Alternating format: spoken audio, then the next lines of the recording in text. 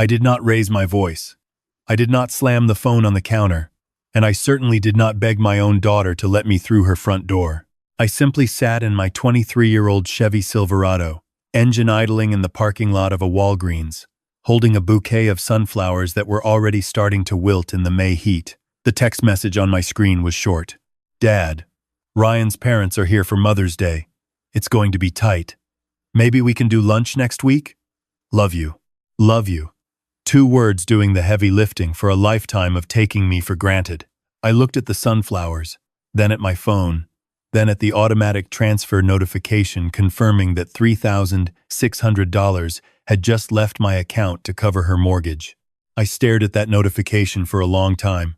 Then I opened the banking app and pressed cancel on the next scheduled payment. The sunflowers went into the trash can outside the Walgreens. 3 days later, my phone lit up with 42 missed calls. I was halfway through a steak at my favorite diner, and I let it ring to 43. Before I go any further, let me know where you are watching from in the comments. Hit like and subscribe if you have ever paid someone's bills and gotten a text message as your thank you. My name is Walter, and for 38 years I ran the accounting division of one of the largest construction firms on the Eastern Seaboard. I was not the man in the hard hat. I was the man behind the numbers, the one who made sure every contract turned a profit and every payroll landed on time. When I retired at 62, the company gave me a gold watch and a consulting retainer that paid more per month than most families earn in a quarter. But my daughter, Jenna, did not know any of that. To her, I was just Pop, the quiet widower with the old truck and the flannel jacket, who always showed up with grocery bags and a willingness to fix whatever was broken. Her mother, my Helen, passed 6 years ago. Pancreatic cancer took her in 11 weeks. After the funeral, Jenna told me I should sell our house and move into something smaller. She said a man my age did not need 4 bedrooms and a yard. What she really meant was that she wanted the equity from the sale to fund the down payment on a house she had been eyeing in Ridgemont, a gated community with a clubhouse and a heated lap pool where her husband Ryan could pretend to be someone important. I did not sell the house. Instead, I bought the Ridgemont property outright for $420,000 and put it in Jenna's name as a gift. Or at least, that is what she believed. What she never bothered to read was the secondary lien document my attorney, a man named Charles Whitfield, had attached to the deed. It was a demand note securing every dollar I invested, including the down payment and the monthly mortgage payments I covered on her behalf. Charles called it a parachute. I called it insurance. Either way, it sat in a vault downtown, gathering dust and interest at 4% annually, waiting for the day my daughter decided I was disposable. That day came on a Sunday in May. I should tell you about Ryan Novak. He was the kind of man who introduced himself by his job title before his name, regional sales director for a pharmaceutical company. He wore slim-fit suits to barbecues and corrected people's grammar at dinner parties. He came from a family in Connecticut that talked about money constantly but never seemed to have any. His father, Gerald, was a retired insurance adjuster who acted like a retired senator. His mother, Diane, collected ceramic figurines and opinions about other people's homes. Ryan tolerated me the way you tolerate a slow elevator. He smiled when necessary, shook my hand at holidays, and spent the rest of the time pretending I was furniture. He once told Jenna, within earshot of me, that it was hard to take financial advice from a man who still drove a truck older than their marriage. That was fine. I did not need Ryan Novak to respect me. I needed him to stay out of my way, but he could not do that. The Mother's Day text was not an isolated incident. It was the final note in a long symphony of exclusion. Thanksgiving the year before, Jenna called to say the dining table only seated 8 and the Novaks had already confirmed. I ate turkey from a deli tray alone. Christmas, same story. Ryan wanted an intimate celebration, meaning Gerald could drink my scotch and Diane could rearrange Jenna's living room without the old man watching from his corner chair. My birthday in February went unacknowledged entirely. Jenna sent a text 2 days late blaming a work deadline. Each time, I said nothing. Each time, I transferred the mortgage payment on the first of the month like clockwork. Each time, I paid the property taxes, the homeowner's insurance, the lawn service, and the quarterly HOA fee for the gated community my daughter lived in but could not afford. The Mother's Day text broke something inside me, not my heart, that had been cracking for years. It broke the last thread of foolishness that kept me believing generosity would eventually be recognized. I sat in that Walgreens parking lot and did the math the way I had done math my entire career. Cold, precise, without sentiment. I drove straight to First Consolidated Bank. The branch manager, a woman named Patricia who had handled my accounts for 15 years, looked up from her desk and offered me coffee. I declined. I told her to cancel every automatic transfer linked to the Ridgemont property.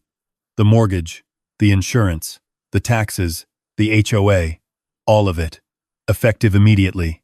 She hesitated, her fingers hovering over the keyboard. "Mr. Hartley," she said, "that mortgage payment is due June 1st. If the transfer does not go through, the bank will issue a late notice within 15 days. After 30 days, they begin the default process." "I know how mortgages work, Patricia," I said. "I have been paying other people's bills for 67 years. Today I am stopping." She pressed the keys. The transfers vanished from the screen like they had never existed. I stood up and asked her to do one more thing. The education trust I had set aside, $175,000 earmarked for future grandchildren, I wanted it moved into a personal travel account. Patricia raised an eyebrow, but said nothing. She was paid to manage money, not question it. I drove home. Not to the modest ranch house Jenna thought I lived in on Birch Lane. That was a decoy, a place I kept furnished and maintained specifically so my daughter and her husband would never suspect the truth. I drove to my actual residence, a 3-bedroom lakefront condominium on the top floor of the Meridian building, the most exclusive address in the county. Floor-to-ceiling windows overlooking the water, Italian marble in the kitchen, a wine collection worth more than Ryan's annual salary. I had bought it quietly 8 years ago through a trust that bore no resemblance to my name. I poured a glass of bourbon, sat in my leather chair, and opened my laptop. Against my better judgment, I checked Jenna's social media. There it was, a photo posted 3 hours ago. The caption read, "3 generations of strong women. Happy Mother's Day to the Queen who raised me right." The photo showed Jenna, Diane Novak, and Diane's sister, all seated at the dining table in the Ridgemont house. My dining table, the one Helen and I had picked out together at an antique shop in Vermont 30 years ago. They were using Helen's china, the floral set with the gold trim that my wife had collected piece by piece over 2 decades. Jenna had promised to keep it safe after the funeral, and there was Gerald Novak at the head of the table, sitting in the chair where I used to sit, carving a roast with my carving knife, grinning like he had built the house himself. I stared at that photo for 5 minutes. I did not feel rage. I felt the cold, precise detachment of an accountant closing a ledger on a failed investment. I picked up the phone and called Charles Whitfield. "Charles," I said, "activate the lien." There was a pause. "You are sure, Walt? Once we file the demand notice, there is no quiet way to undo it. If she tries to sell or refinance, the title search will flag it immediately. She will owe you everything." "I am counting on it," I said. "File it Monday morning. And Charles, start preparing the full accounting. Every payment I have made on that property for the last 5 years. I want a number with a $sign in front of it that will make her knees buckle." I hung up and finished my bourbon. The lake outside was still. The sunset painted the water in shades of copper and gold. It was beautiful. It was the first sunset I had enjoyed in years without wondering whether my daughter would remember to call. June 1st arrived the way all financial deadlines do, quietly and without mercy. I was standing on the dock behind my condominium, casting a fishing line into the lake, when my phone buzzed. I did not need to look at the screen. I already knew the dominoes were falling.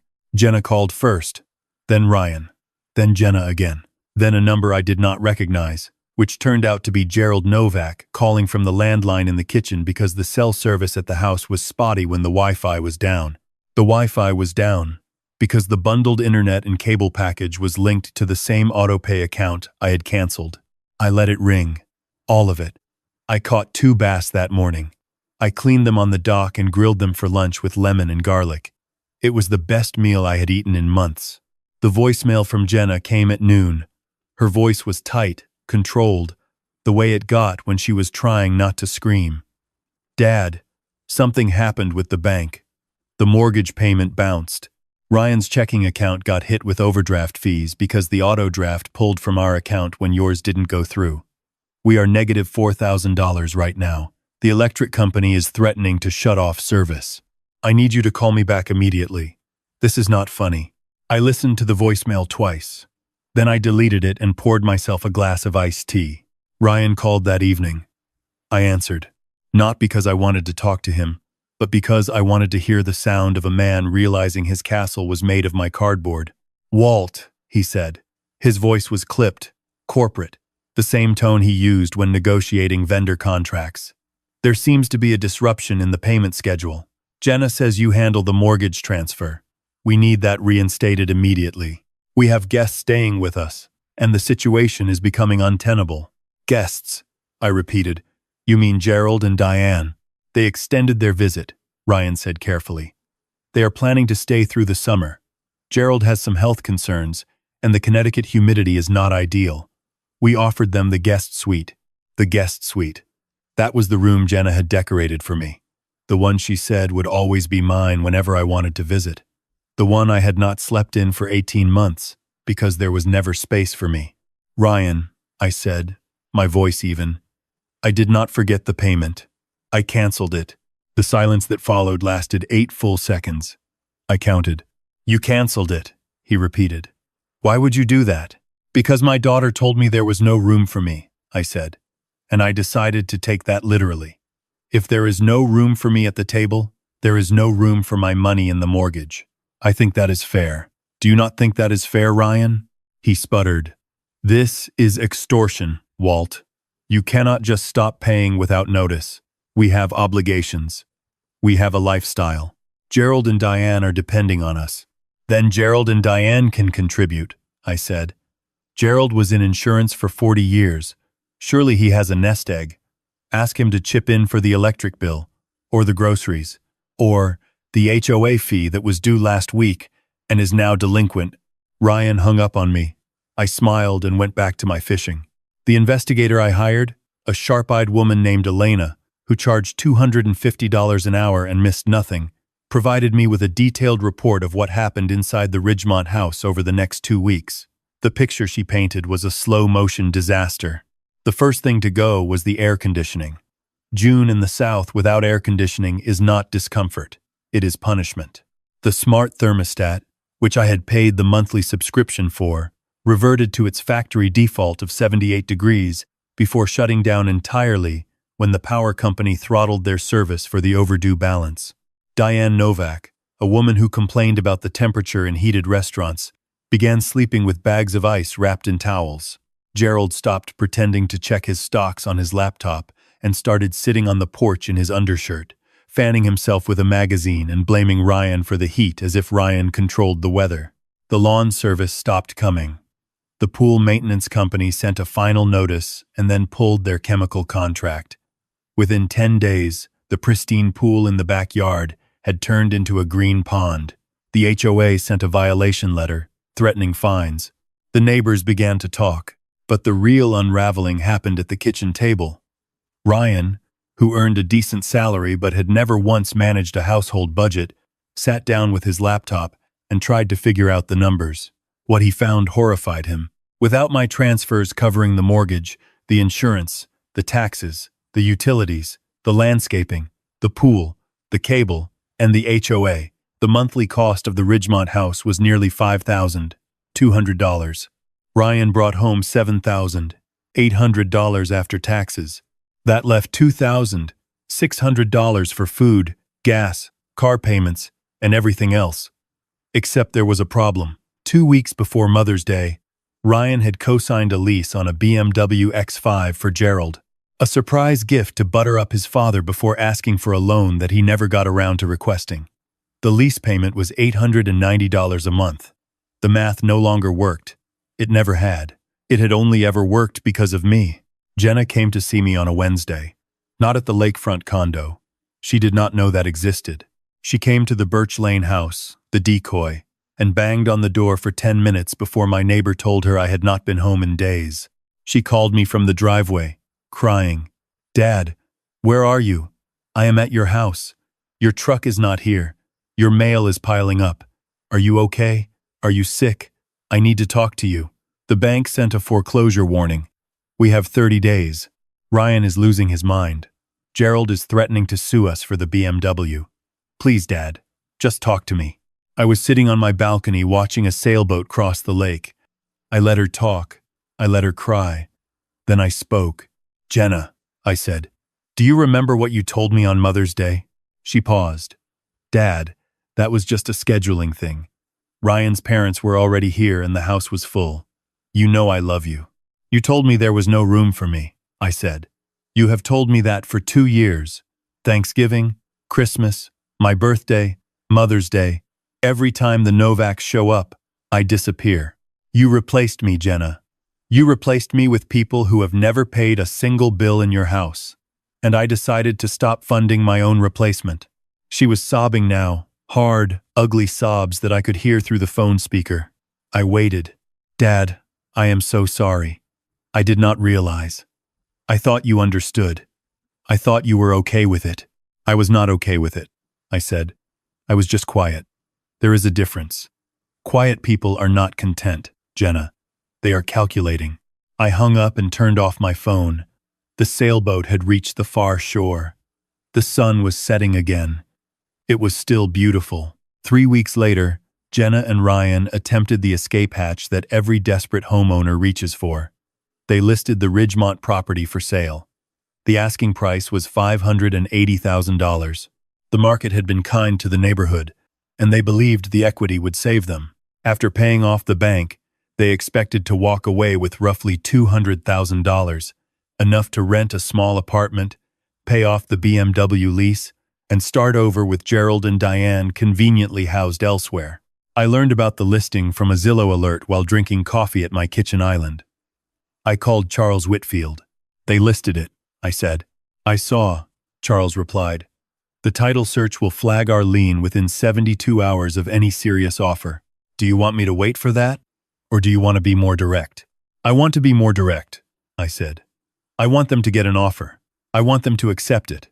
I want them to walk into the closing room believing they are about to receive a check that fixes everything. And then I want you to walk in with the folder." Charles laughed quietly.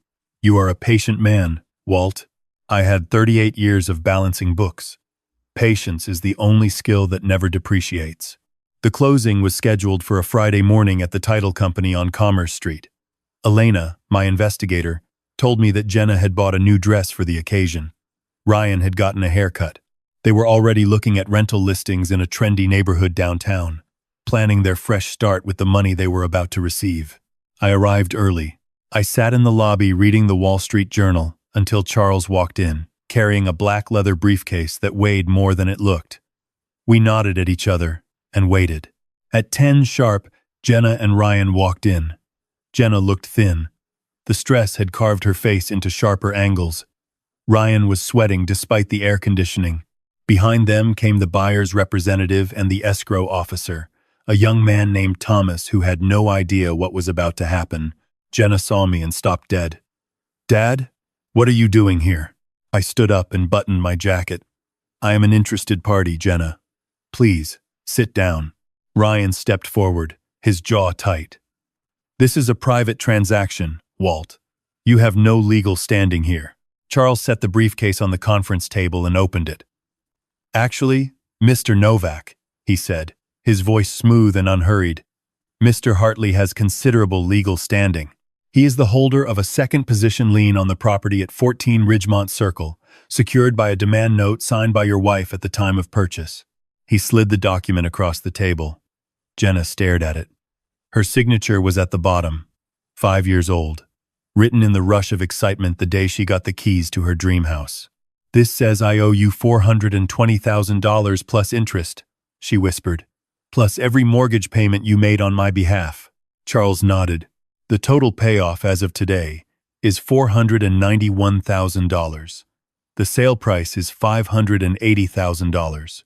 After the first mortgage is satisfied at approximately $280,000, the remaining $300,000 goes to your father as the second lien holder. After closing costs and broker fees, the seller receives nothing. In fact, the seller would owe approximately $191,000 in deficiency. The number hung in the air like a guillotine. Ryan's face went white. "That is not possible," he stammered. "The house is in Jenna's name. It was a gift." "A gift with terms," Charles corrected. "Terms that were clearly outlined in the document your wife signed. The lien was dormant as long as the property remained a primary residence, and the relationship between the parties remained in good faith." "Good faith," I repeated, looking at my daughter. "That means not shutting your father out of every holiday for 2 years to make room for people who have never spent a dime on your well-being." The buyer's representative stood up. "If there is a lien dispute, I am withdrawing the offer," he said flatly. "We are not purchasing a lawsuit." He walked out without looking back. Jenna put her head on the table. Ryan slammed his fist against the wall. The escrow officer pretended to study his paperwork. The deal was dead.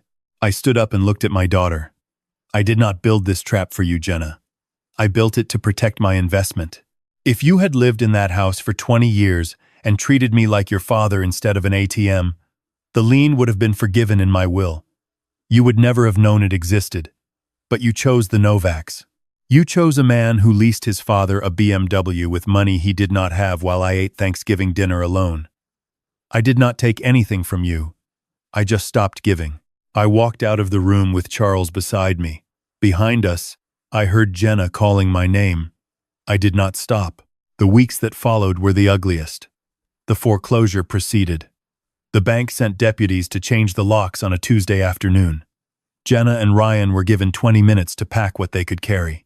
Gerald and Diane Novak, who had been living rent-free for 3 months, were forced out alongside them. Gerald complained loudly to anyone who would listen that his son-in-law was a failure and his daughter had married beneath her. He did not offer to pay for a hotel room. He did not offer to carry a suitcase. He stood on the sidewalk in his pressed khakis, calling a taxi to the airport to fly back to Connecticut. Elena told me that as the taxi pulled away, Gerald did not say goodbye to Jenna. He did not hug his daughter. He simply closed the car door and stared at his phone. Diane followed him without a word. They had extracted everything they could from the host, and now they were moving on to the next warm body. Jenna watched them leave. She stood in the driveway of the house she could no longer enter, holding a single box of photographs, and watched the people she had chosen over her father abandon her without a backward glance. Ryan was already on the phone with his company's HR department, asking about relocation options in another state. He was not looking at his wife. He was looking for an exit. They separated 2 months later. Ryan took a transfer to a regional office in Ohio. Jenna moved into a studio apartment above a dry cleaner on the east side of town. She got a job as an administrative assistant at a medical clinic. The salary was modest, barely enough to cover rent and groceries, but it was hers. I knew all of this because Elena kept me informed. I did not reach out. I did not send money. I did not drive by her apartment to check on her. I waited. Because the lesson was not about punishment. It was about reconstruction. And you cannot rebuild someone who has not yet finished falling apart. 8 months after the foreclosure, I was sitting on a bench by the lake near the Meridian building, watching the October wind strip the last leaves from the maple trees. My suitcase was beside me, packed for a flight to Portugal that departed in 5 hours. I was not waiting for anyone, but when I saw her walking along the path toward me, I knew some part of me had been waiting all along. She was wearing a simple coat, no brand name, no designer label. Her hair was pulled back in a plain ponytail. She looked older than her 35 years, but she also looked clearer. There was something in her eyes that I had not seen since she was a teenager. Before Ryan, before the Novaks, before the gated community, and the heated pool. It was honesty. "Hi, Dad," she said. She did not sit down. She stood in front of me with her hands clasped together, the way she used to stand when she was 7 and had broken a dish and was waiting to be scolded. "Hi, Jenna," I said. I gestured to the bench. She sat on the far edge, leaving space between us. "I got a promotion," she said quietly. "Office manager. It is not much, but they gave me a raise. I can cover my rent now without worrying. That is good, I said. I am proud of you. She flinched.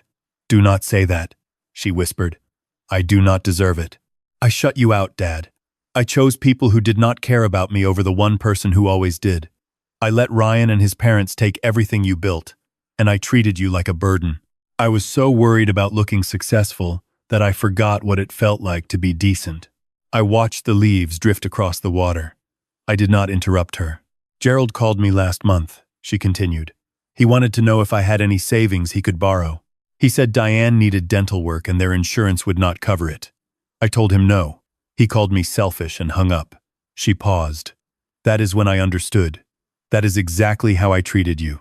I called you selfish for stopping the money, but I never once asked you how you were doing. I never once thanked you for the house or the mortgage or any of it. I just expected it, like gravity, like it was a law of nature that my father would pay for everything while I pretended he did not exist.